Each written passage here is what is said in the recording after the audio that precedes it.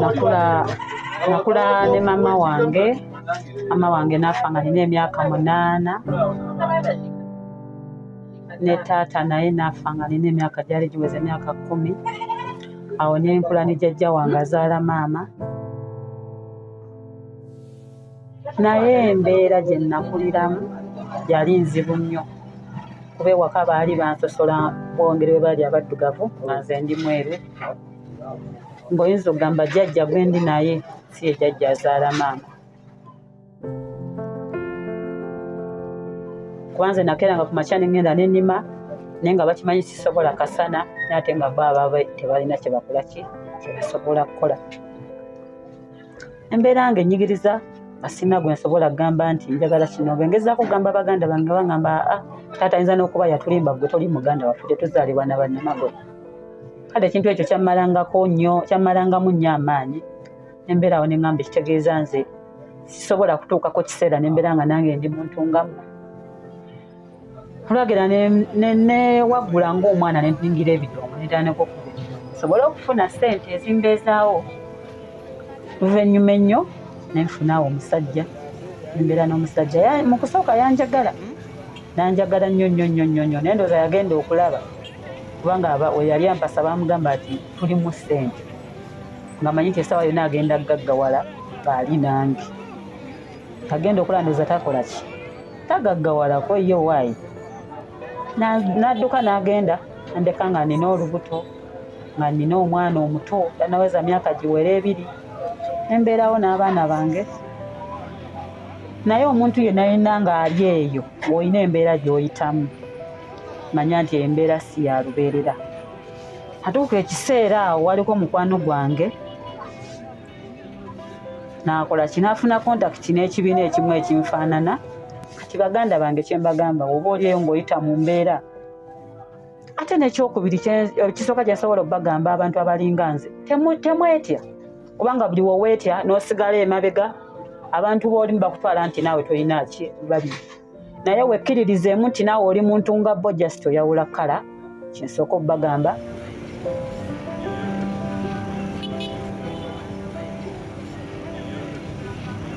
Very few people accept that persons with albinism have a disability.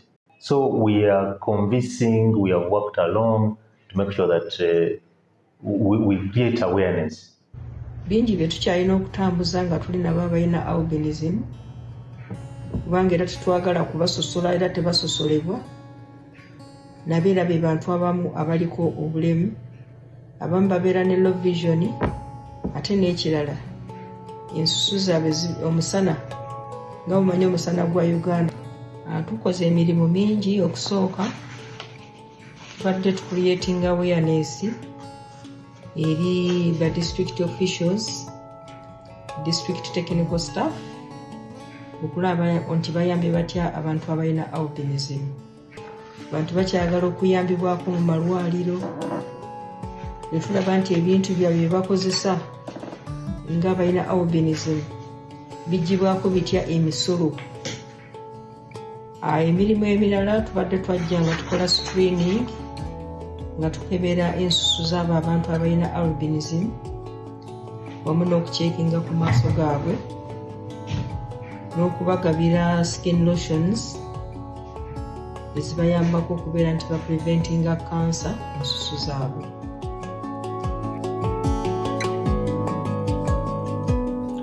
Omwana wange ono nange bwe nali muzaala saamanya nti waga ngenda ozaala era bwe namuzaala ye first born wange.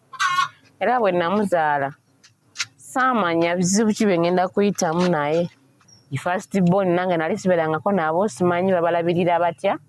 Just nensigala busigazi naye awo Mukama yakola ki yamanyi. Naye mbadde naye alwadde nnyo ebizigo nga talina nga simanyi tebabalinayo n'ebizigo bye beesiiga. The albinism umbrella, yeah, they are there in the community working with our people. The community has a lot of misconceptions, myths about albinism, like they don't die, they just disappear. There are so many of them. So when they came, people pointed out some of those myths, and then they were able to to explain the truth about those myths. Asumbuye okuva lwe namuzaala okutuusa watuuse olwaleero ng'ate n'ebigambo bw'owulira ebyenjawulo buli omu bw'ayogera ky'ayagala ate nga ne daddy waamu agaseko okumulekawo. So notandika okuwulira buli omu amuyita ky'ayagala, wazaala omwana w'omukisa ogenda gaggawala, wazaala omuzimu, olina omusambwa. Banaaye bibeera bingi, bwe babikugamba nga ye first born ate nga okyali mwana muto mu bwongo oyinza otendewala n'osuula n'omwana wo. Naye nze ekirungi kye nebaza Mukama Naguma ng'omukazi ng'omwana omuwala nendera omwana wange, byonna byempulidde kuva nga mujja ku mwezi mpaka olwaleero waali alina agenda mu 8 years. Sina nekimu kyanali ndabyeko. Batugamba abaana baffe tebafa, batugamba abaana baffe babula bubuzi, batugamba mizimu, batugamba ekiro beerayo basenga ye atunula, naye mutuufu nzuukuka buli kiro sirangako omwana wange ng'atunula aba yeebase. So stories za njawulo. Ate gye namuzaalira waali eyo wala mu district yeeyo Bundi Bujjo, ate bo bambi balina obuzibu bunene nnyo. Tulinga nakabawulira nga sibalabangako nga bagenda ne bagamba tibabula, simanyi baabwe babajjako oba obuviiri bafuna obugagga. Naye ngenza okulaba nina omwana gwe mbeera naye wano, nendaba nga ate kye baboogerako si kye bali, ndaba nga nabo balinga ffe. Simanyi lwaki baboogerako ebintu ng'ebyo. N'ekirala tuba tusaba abantu be tubeera nabo muleme kwogerera abantu ng'abo bambi ebigambo bwe bityo ebibamenya emitima, kuba nabo bantu nga ffe balina omusaayi ng'ogwaffe yadde twawula kkala naye nga tuli bantu kyekimu. Albinism should not be a limit. Okay? It's the only difference you have as an albino is that your skin is different and it compromises a few aspects of your life, like vision, like duration of time you should spend in the sun. Other than that, I don't think there is any other limitation that albinism can impact on you. The brain is perfect. The other organs are perfect. Even sexually, you are perfect. Albinism is a disability, not an inability. It cannot keep you back. Albinism has really been a journey for me in my social life, in my academic career. I've always aspired to be a doctor. Thank God who fulfilled my dream, because I started dreaming about being a medical doctor in my primary six. My belief as a doctor with albinism is that when God takes away one thing, He brings another thing in duplicate or in triplicate to compensate for what He took away.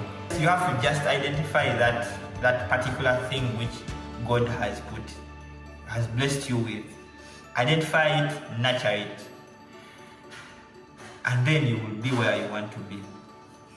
Omwana mukuze nga banne kubanga nze singa mama teyandeka nga ndi wa myaka 2 nze ndowooza singa nze kubanga nze sandibaddewo ng'amanyi nti bamanyi okola, bamanyi okwewaliriza nti oba kino bamanyi okubeera n'essente mu musawo, singa nange mba njagala bya bwereere.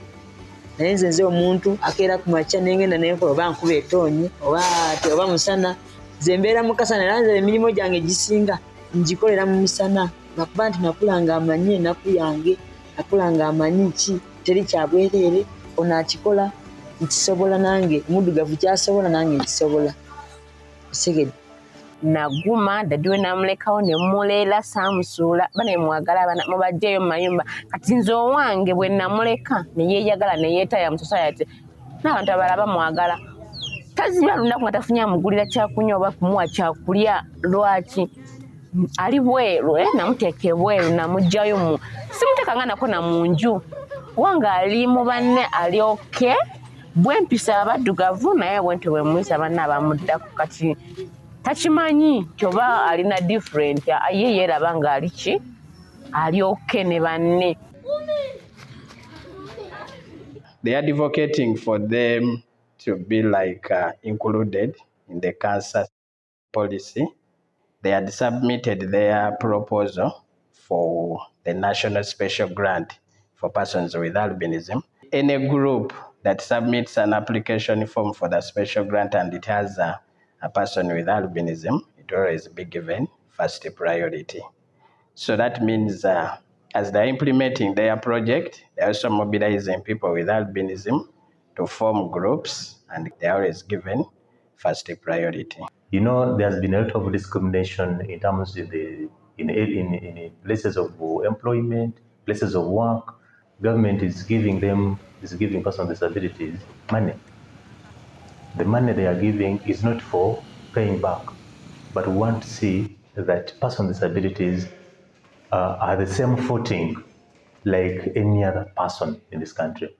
So I can proudly say that if we're talking about inclusion, persons with albinism are also included in our policies as government, our policies, our programs, all those. We make sure that persons with albinism are catered for.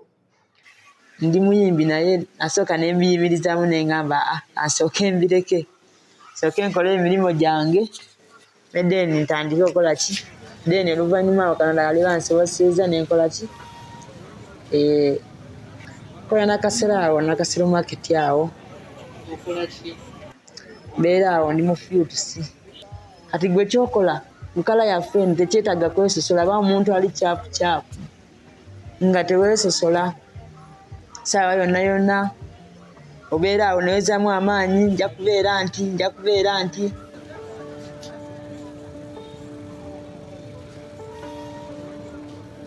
Era mu kukulera omwana ono mu kukula n'obuvumu obungi, gye nasangira banne abalala be nali simanyi, gye nasangira n'ekitongole ky'abantu abalina albinism, nensangayo abalala babafaanana, nensangayo n'abalina albinism abalala. Kati nze kwe kuguma ne ngamba waliyo abalala. Bwe buvumu gye nabujja okola ki, okuguma okubeera n'omwana wange.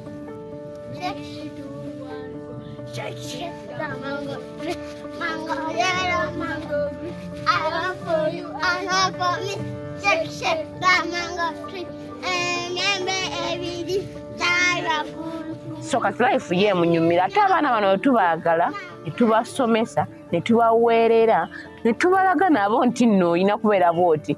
Ate bo emikisa gy'okubeera obulungi mu nsi balina mingi.